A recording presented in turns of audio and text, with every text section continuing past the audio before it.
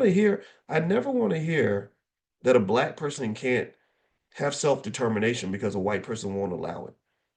That to me is the saddest, most racist, most pathetic thing that we can ever admit to, is that the reason our people can't succeed is because white people won't do it. The reason our kids don't learn black history is because white people won't teach it in a public school.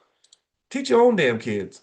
Why the hell are you letting those people teach your kids anyway? I'm not saying I don't dislike white people. This is not anti-white. This is pro-black. I want you to know the difference. Why in the hell do we think we can't learn black history unless a white man is teaching it? So the point is to say that when you talk about oppression, I really believe we contribute to our own oppression in so many different ways.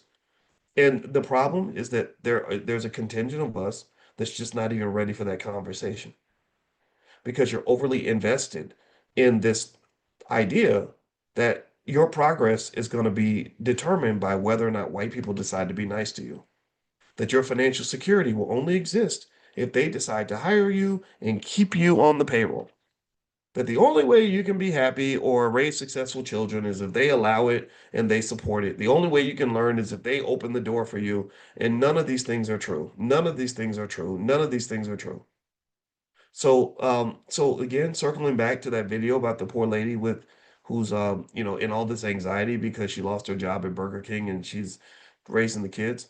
I think that maybe there's room for just sort of a blueprint, you know? Like let's stop acting like family building is something where you simply wing it. In fact, if you look at things like fatherless homes, I'm a big believer that having a father in the home makes a difference, and it's crazy to me that we live in a world where even that's seen as a controversial opinion.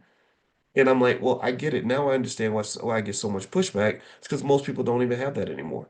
So they don't know the benefit. They don't understand the value that a good dad has when he's right there in the house every day. Or they'll say, well, if he's messed up, then we don't want him in the house. Oh, okay. Well, you don't say that about mothers. You don't say a messed up mother, a mother who's mean to her kids or is mean to her husband shouldn't be around their kids. Like so why do you think the mother is essential but the father is optional? That no, the father's not optional. The father matters. What we do is really important. Our job matters. Our presence matters. And if you want to see the results of that, just go out in the streets of Chicago. Look at how many teenagers you have running the streets doing all kinds of crazy stuff. The science proves it. It's easy. When the boy gets 13 years old, he stops listening to his mother. His voice deepens. He's got muscle mass. He's taller than his mother. She's just nagging him at that point. Sometimes it takes a man in the house that's bigger than him to get in his face and say, "No, you're not going out in the street today. That's not happening today."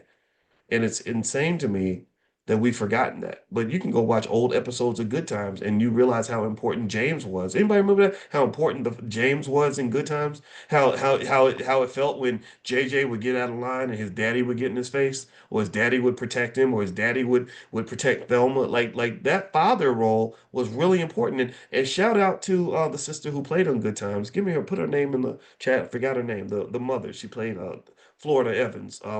I can't remember her name though. Forgive me. Anyway, shout out to her because she insisted, Esther Roll, thank you. Esther Roll insisted on the father being in the show.